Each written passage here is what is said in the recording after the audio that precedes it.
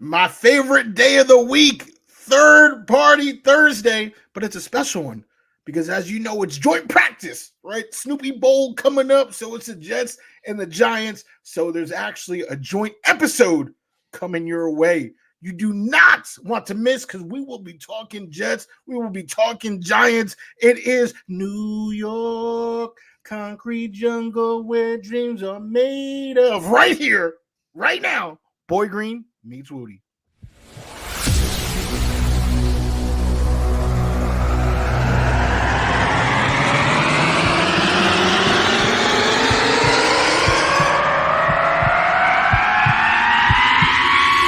Zoinks!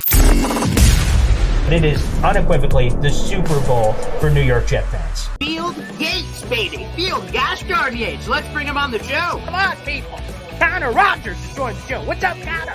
But Trevor gosh darn Sycamore, baby, for me, personally, my favorite New York Jet of all time. Wow, it's great to be on. What an intro that was right there. Paul, nobody does an intro like you, man. Paul, you give the best intro of literally any podcast that I've ever been. I'm gonna lose my gosh darn bananas.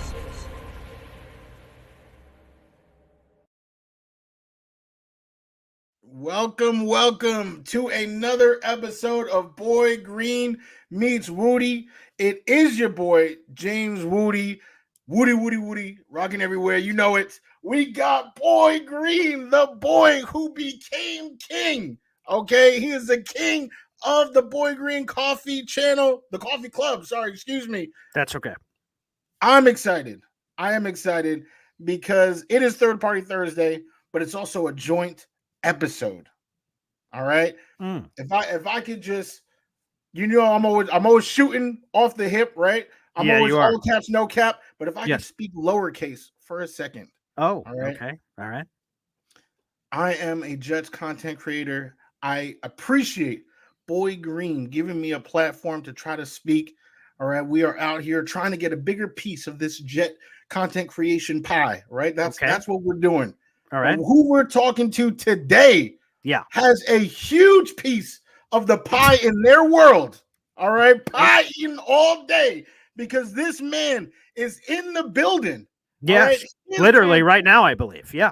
Yeah, he's in this building, but he's in the team building. Okay. He's in the team building. His content is on the official website because he is official as can be. It is a true honor and a privilege to introduce John Schmeelk to this show. How you doing? What's up, boys? I got to tell you, I was expecting a good intro after watching your open, and that right there, that's pretty good. I love me some apple pie, so let's rock and roll. It's beautiful, and I will say I've known John for a long time. We've met at Giants training camp before, which was nice, but it's always on the radio. I never get to see John. It's a radio. I'm here in the radio station right now. Mike over here. I'm normally doing a radio show, so it's great to see your face, John, live there from the Giants studios. It's beautiful. Looks like you have some mood lighting rocking over there too, man. Yeah. Well, I was just about to ask you, what is the mood happening with the New York Giants, baby? Because actually, I want to throw that over to Wudi because, Wudi, I know one of the things you wanted to get into is the vibe. Because here in Jets land, woohoo, Super Bowls, Rodgers. I mean, we're losing all over the place. But I'm curious the vibe there of Giants land. Wudi, go ahead. Ask your question. Absolutely. I mean, my brother-in-law, we talk every day, Jet and Giants. And if you look at the teams, right, last year, offensive line, a lot of combinations for both franchises. So what happens in the offseason? Rebuild. A couple of the names that I wanted the Jets to reach out to, like Jermaine Illuminor, right, John Runyon, some of those names, they are Giants, right? They go into MetLife, but just not wearing the green that I was hoping that they would wear. Okay, we had an edge rusher that was added to the team. Yours showed up. Yours is playing. It's not ready. We don't know. We don't know what's going on. But the narrative on ESPN, if you listen to any of those talking heads out there, is so different. I mean, the Giants just won a playoff game not last year, the year before. The Jets haven't even been to the dance in 13 years. I mean, what is it going to take? Why do you think the respect isn't getting put on the Giants' name? Well, I mean, I think it's Aaron Rodgers is the starting quarterback for the Jets, right? And I think Daniel Jones did not have a great year last year. He was hurt a lot. And I don't think people on the outside have as much confidence in him as they do in a guy like Aaron Rodgers. And you guys well know, in the world of the NFL, quarterback is the most important position. And until you have that guy, there are going to be questions. But, I think what national people miss is some of the nuance here. I mean, if you look at the combination of the offensive line and wide receiver group Daniel Jones has worked with over the last 4 or 5 years, it's probably the worst in football. That's not to say he's, Tom Brady is waiting to be unleashed here with just the right pieces around, and that's not what I'm saying. But if I think the offensive line, to your point, will be improved this year, I don't think it's a top 10 offensive line group, but if you can get, to like 18th, middle of the league, I think that's all you're looking for, right? I think you feel good about that. And the arrival of Malik Nabers, I think, is the real opportunity to transform this wide receiver group into a pretty fun unit. Again, maybe not a top 5, top 10 unit, but I think a fun unit. And you can get, I think, a higher level of play out of Jones with those better units around him. I fully expect him to have his best passing season as a pro this year.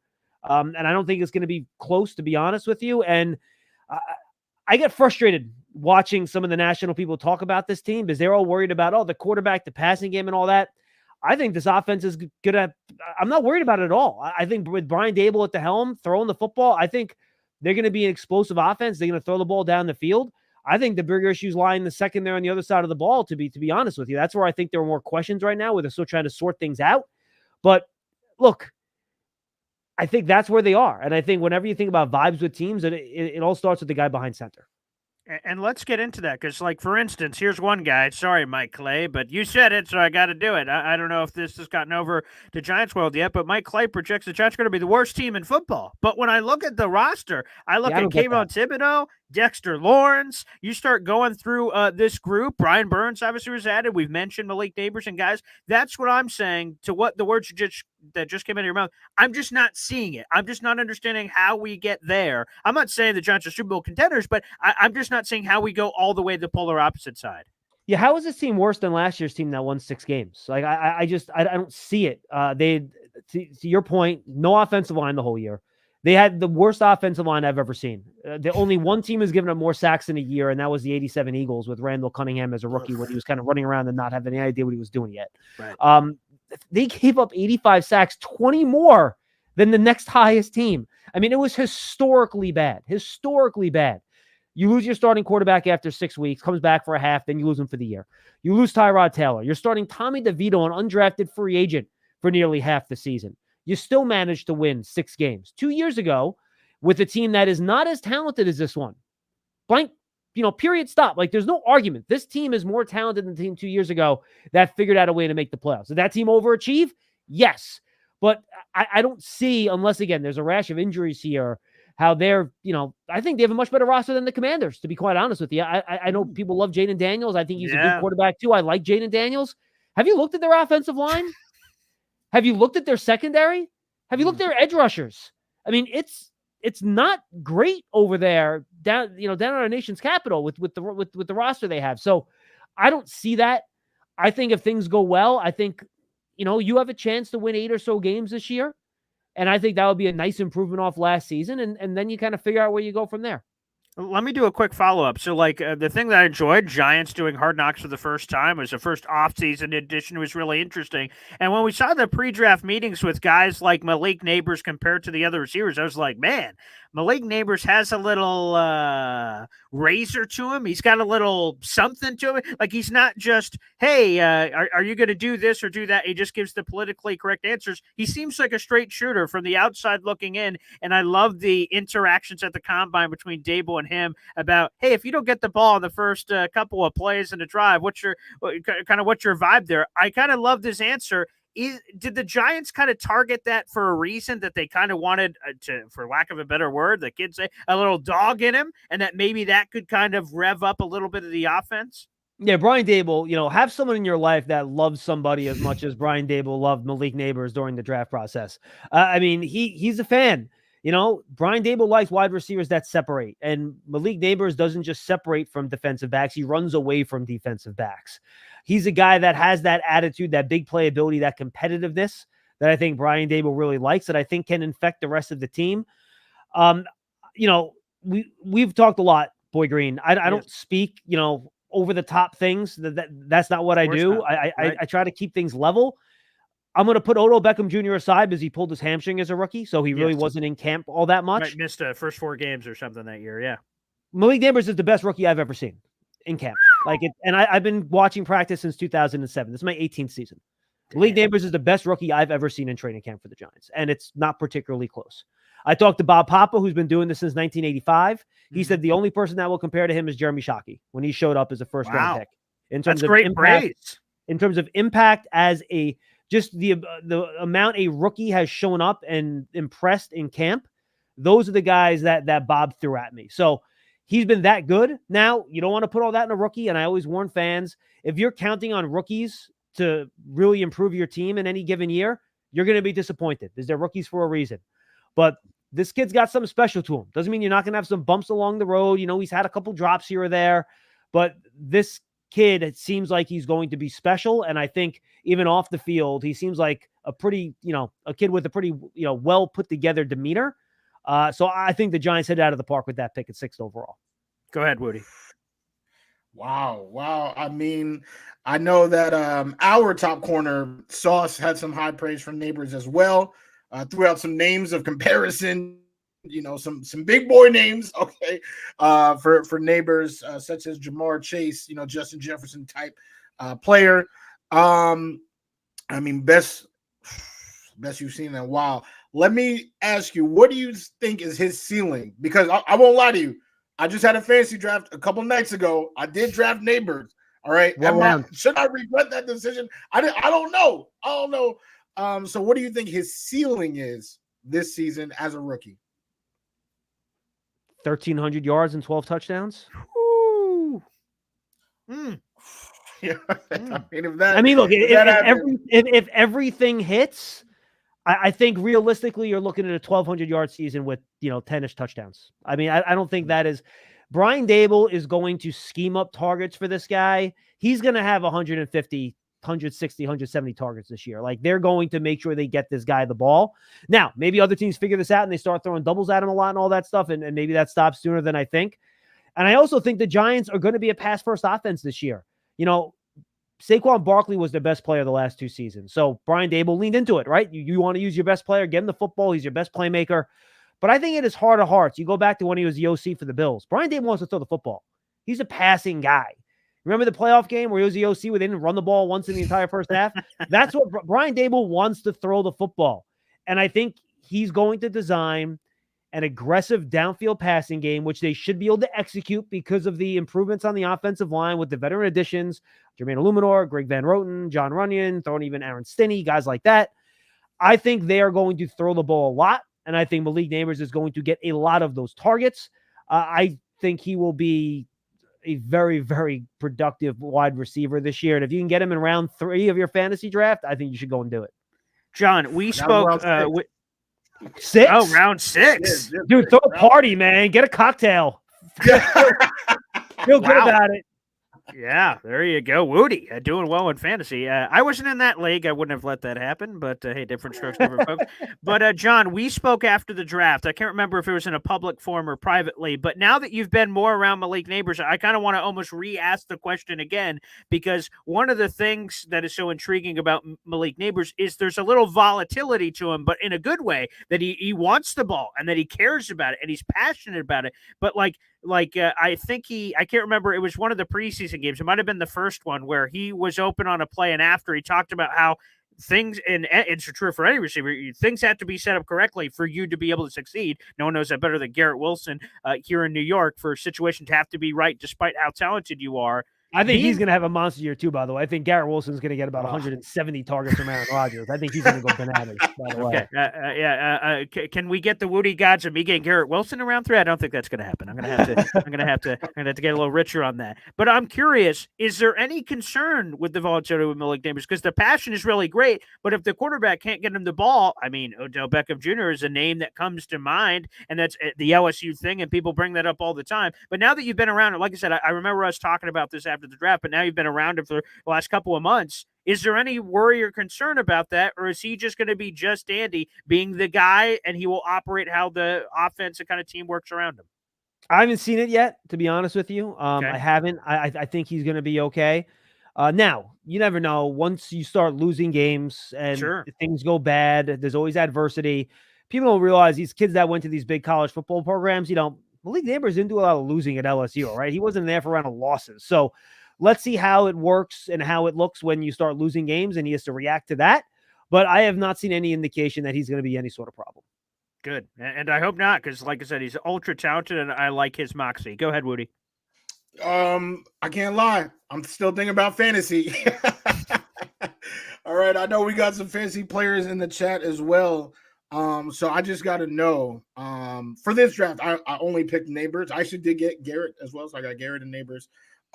But are there any other Giants worth looking at, either sleeper, Singletary? I was hyped, Singletary back with Dable, but now we're talking, more of a pass heavy offense. Is there any other name that you would say is worth putting on the fantasy radar? Yeah, if you're like in a keeper league or a franchise dynasty type league, I would roll the dice on Tyrone Tracy as a mid or late round pick. He's looked pretty good at running back in the time he's been on the field, and he's earned his way into, whatever timeshare Devin Singletary is going to have. I believe it'll be with Tyrone Tracy once the season starts. I think he's going to be the number 2 back. So that's a guy I think offensively I would keep an eye on as a potential guy. And then as a long-term guy too, Theo Johnson. I think he has the ability to be a two-way traditional wide tight end where, at Penn State, you block a lot. I think he's big. He's 260 pounds. He can run. It does take tight ends sometimes, but you talk to, Brian Dable, his position coach, he doesn't miss a lot of assignments. He seems to be figuring things out. Wasn't used as a receiver much at Penn State because of their quarterback issues. But I think Theo Johnson down the road will be the Giants starting tight end. NBA productive receiver, superstar, no, but I think he's a guy that'll give you, good solid production at the tight end position if you want to be patient for it. Again, we're speaking with John Schmeelk, a do-it-all man for the New York Giants, baby. And this is a historic season for a very historic franchise. The New York Giants are one of the most iconic franchises in the National Football League. And this year they're celebrating, again, the hashtag that's always trending is hashtag Giants100 for this 100th season. And I saw what the fans had been getting, the replica Super Bowl ring. I'm like, sweet Lord. It looks like the Giants are sparing no expense as far as the fans getting a piece of this action. And I also saw, John, you've been doing great work with the Giants, both YouTube, website, and everything. You guys are doing like a Giants top 100 with a lot of the players, and there's been more than enough of them to fill out that list. How fun has that been behind the scenes, getting to put that together, and also the product we've been able to see? Yeah, it's been great. So basically we had like an independent panel of journalists and other people vote on who they think the top 100 players in Giants history are. We have the list. We're announcing them 10 players at a time. We have, I believe we just announced 30 to 20 this week. Next week will be 20 to 10, and then we'll do the top 10 leading up to that first game of the season. We'll have a big fan fest on the Friday night leading into that first game at MetLife Stadium. It's been fun. And I was there. We recorded podcasts with a couple guys from each of the groups of 10. And, just hearing some of the old stories and seeing some of the guys that I've been around here and the guys that came before, it's been fun. And, there's a lot of history. And I think a lot of these guys, seeing their reaction that they made the top 100 list in a franchise that has so much history, I think it's meant something to a lot of these guys. And that's been cool to see. And it's just been fun, being here a long time now and, seeing all that history come forward. You hope that you can start, putting the franchise in a direction where, this group can start making some history so you can start being included in some of those conversations. Were the cameras on some of the players as they found out they were in the top 100? I don't know the answer to that. Okay, because I just off the top of my head, obviously with the NFL, I saw Tyreek Hill's crazy reaction when they said, "Hey, do you know?" And he's like, "No way!" And he started losing it. That he was the number one player. That's interesting. Again, that's more difficult for your guys' list because this is obviously historic. We're talking about players that go well beyond just the top 100 players in the NFL. That's really interesting. And do you, of course, but who's part of the panel that decided this? Because for Jeremy Fowler's top 10 list that have created a lot of good and bad reactions this offseason, there was coaches, league executive, scouts. Who comprised this panel, and how did they get selected for this great honor of picking who the top 100 Giants are? It was all media. We didn't want anyone that was connected to the team where there was some bias there. Sure. Maybe, if somebody drafted somebody and they had some bias. Actually, was there one? I think there was one person that was connected with the team. I'm not sure, honestly, if the team has announced exactly who the people are, but there are a lot of like long-term people that have covered the team in New York that have been around a team for a long time. Some people are national folks that you know from TV that you see sometimes.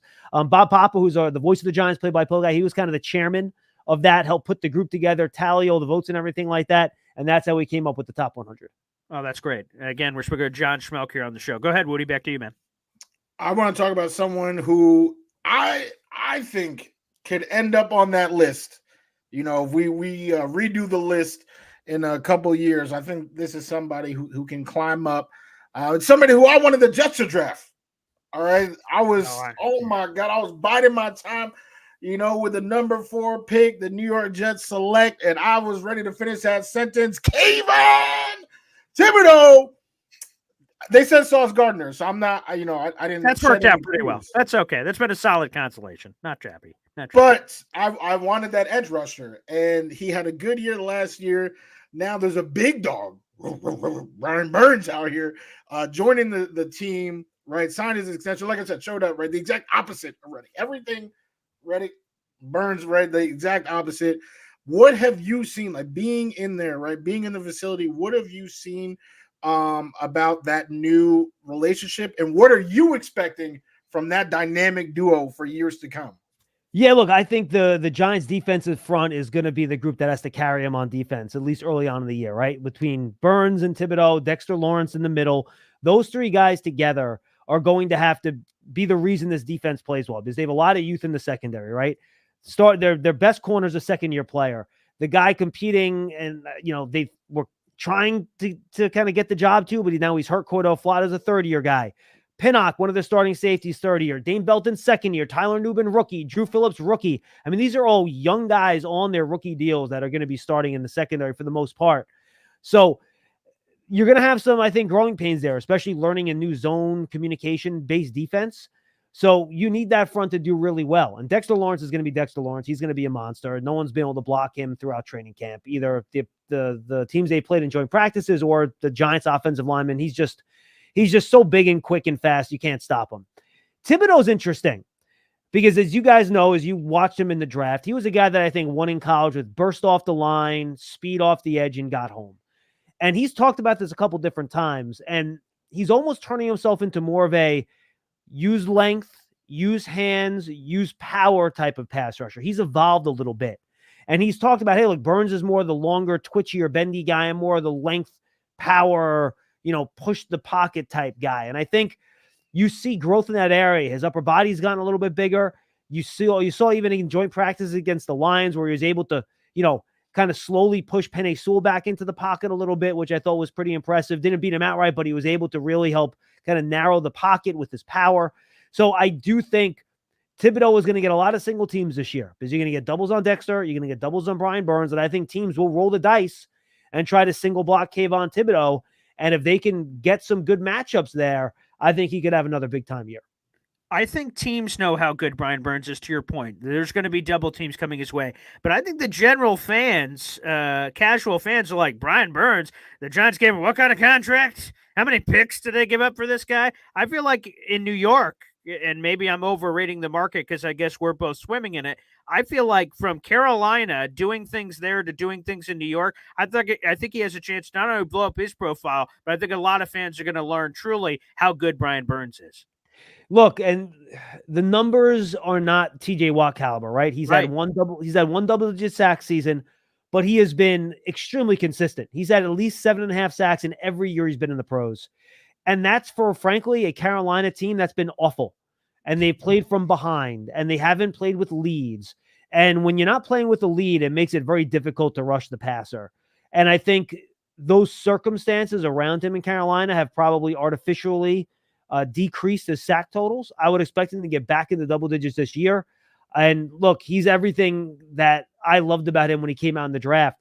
You talk about wanting Kayvon Thibodeau, and the Giants, the year they drafted Dexter Lawrence, and again, great consolation prize. Right. I was sitting there banging the table. Oh, Burns is dropping. He got picked right before the Giants picked.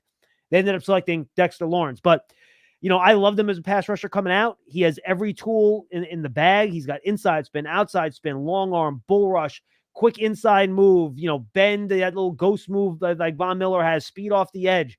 He can do everything. And you hope if the team, and the Giants have been one of the worst first half teams in football the last 2 years, they just haven't scored a lot of points in the first and second quarters. They can just play with the lead a little bit more this year and get him the opportunity to rush the passer. I think he could have a monster year. And let me do a follow-up here on something else entirely. We do have the Snoopy Bowl. They don't call it that anymore. Between the Jets and Giants of the preseason game, they play once every couple of years. John, is there something here? Jet fans say there are. There's sometimes you see the Barbs in the Rex Ryan era, big brother, little brother thing. There's a lot of hoopla out in the social media streets. Is there actually some extra juice? Like there's no fights in this Jets-Giants joint practice. There's certainly fights, obviously, in like Giants-Lions, which are two somewhat random opponents in the NFC. Like, is there extra juice here? Is there extra chutzpah? Do the players see it that way? Does anyone in the media see it that way? Or is that contrived? You talk to players that have played in this game before, and they'll tell you do see players from the other team around town at events and stuff like that. And there is some trash talk in that regard, even for the preseason game. So I do think maybe a little bit for the players. But again, I'm not even sure how many of the starters are playing for either team in this game. I don't think the Jets they basically said they're not playing anyone, right? That's correct. That came out earlier before our live show here. Yep. Yeah, and Brian Dable has been very cagey in terms of who he's going to play, but given the joint practice, the last two third preseason games, Dable hasn't played anyone in those games. So, we'll know on Saturday. He comes from the Belichick school. He's not going to tell you things he doesn't need to tell you. But so we'll find out on Saturday, but I would not expect, if the Giants do play their starters, I would expect it to be very, very limited. So I think that limits some of the juice. Obviously, it was different. When there were 4 preseason games, this was the third one, right? So this was the dress rehearsal for both teams. Correct. So I think it's a little bit different now that it's the third preseason game, which is the final one, when maybe the second game is when teams are, usually playing more of their starters. No doubt. Go ahead, Wudi. Well, I got a question, and we kind of touched on it a little bit, but it was more fantasy based. As we know, fantasy and actual NFL football are two entirely different things. But to Boy Green's point earlier with Brian Burns kind of, doing what he's doing in the boonies of Carolina and now going to the big market of New York, is there a player that you can, that you see out there that you think is poised to make a big leap either to the next step, whether that's on-field production or just notoriety around the league? I know there's a couple in the Jets world that, we're looking at, but who over there in Big Blue? Yeah, I think there are a couple guys. I think on defense, they hope Deonte Banks kind of becomes that shutdown number one cornerback. If he's given the opportunity, it's a much more heavy zone defense scheme than what they played previously with Wink, which was a lot of man stuff. So that's a guy I think they believe can develop into that type of top-notch corner. We'll see if he can do it. And then on offense, I think the two young wide receivers, I think Wanda Robinson and Jalen Hyatt, and those guys with maybe some extra attention going to Malik Nabers, take advantage of some one-on-one matchups. I think Wanda Robinson might, be get the second most targets on the roster. I think he's going to be frequently targeted in the short and intermediate area of the field. So if you're a PPR league and you want a guy that's going to be a slot, and I think he's going to play pretty much all the snaps, Wanda Robinson could be a sleeper guy that I think could have a pretty nice year. And can Jalen Hyatt be more consistently productive? I'm not sure if he's ever going to be a high volume receiver, but can he, in that Deshaun Jackson mold, be that big down the field threat that, maybe only catches 3 or 4 passes a game, but, he averages 18 or 19 yards per reception, something like that. So I think those are the two guys on offense that I would kind of point my finger at as guys that I think can really take the next step. And then I think Tyler Nubin, the rookie safety, I think has a chance to kind of be really good in his first year too. Yeah, there's no doubt about it. I'm really high on Tyler Nubin when the Giants got him. I'm like, damn it. But speaking of the potential of yelling expletives for no apparent reason, cutdown days coming up on Tuesday, August 27th. Teams got to slice their rosters from 90 to 53. It's going to be a ritual bloodletting that happens. But the next 24 hours are interesting because of waivers. Are there big players or big names or names that you think are NFL guys that the Giants could cut that could shake free? And really, this is just really a question. As soon as you give this answer, I'm turning in this answer to Joe Douglas. I'm still not over you guys stealing Jason Pinnock, and he becomes a starter And why did we do those cute roster gymnastics when you try to, again, get cute and you lose a player who I think is really good? So Jason Pinnock, again, I'm just trying to get the Giants back, basically. Whatever answer you say, immediately to Joe Douglas. But are there players that kind of fit that mold that you could see getting claimed? Yeah, I think it'll be tough to cut down a wide receiver. I think that's one of the spots might be a little bit tough. Guys like Isaiah Hodgins, Allen Robinson, those are guys that I think are fighting for roster spots. Miles Boykin, the former Ravens wide receiver, those are guys that I think, will be fighting for spots towards the end of training camp. The back end of the defensive line depth chart, we also the play Elijah Chapman made a week ago against Houston, the hustle play, running down that running back from behind. He's fighting for a roster spot. Young guys like Jordan Riley. So maybe one of those defensive linemen could shake free. That maybe another team might be going after. But I do think the Giants, for defensive line depth and cornerback depth, those will be spots, and probably more of an emphasis on the cornerback depth, that they'll have their eyes on the waiver wire here, or potentially making a trade before cut down day. Trade a 7th round pick for a player or something like that. Then another team's going to let go and cut or waive. So to me, I think that would be the focus if you're the Giants. I think you're still trying to add to that defensive back room a little bit. All right, and final nugget here is we're going to get you to sign off here, John, is, again, we talked about what some other people are saying about the Giants, but what are expectations in that building? What do they believe they can do? What's your belief of a record competition? Is this a wild card team? Is this a team fighting? It's going to be the Arizona Cardinals that's in a lot of games, but maybe the results are coin flips. How do you perceive this Giants team in 2024? I mean, I think in the building for the players and coaches, I think they believe they have enough talent here to be a playoff team, and they could figure out a way to, get the 9 wins, win a tiebreaker, something like that, and figure out a way to get into the playoffs. I think they feel like they can kind of do what they did a couple years ago and make that type of run. The way I'm looking at the year, people have to understand this is a really young roster. If you take a look at it up and down, I think, we haven't seen what the 53s look like yet, but I guarantee you this will be one of the youngest rosters in the whole league when they get to that point. Sure. You just don't have a lot of older players. So for me, if you can get out of that Thanksgiving game in Dallas and start December, and you are, within a game of a playoff spot and you're in the mix, and then you go through December, there's some winnable games on the schedule, and you can make a real run at it and be in it and play meaningful football through Christmas and the first week of January, I think that would be a nice win for this team. It shows that you're pointing in the right direction. There's improvement. And then you have some big decisions to make in the offseason, and you can go from there. Well, John, it was a pleasure having you on the show. I love interacting. I'm sure we'll be doing it a few more times here during the season. Best of luck to the Giants, and enjoy this Giants 100th season celebration. It's awesome for such a historic team. I'm going to be reveling in it as a NFL football geek. Just for long history, historic football. It's something I'm going to be paying attention to. So thanks, John.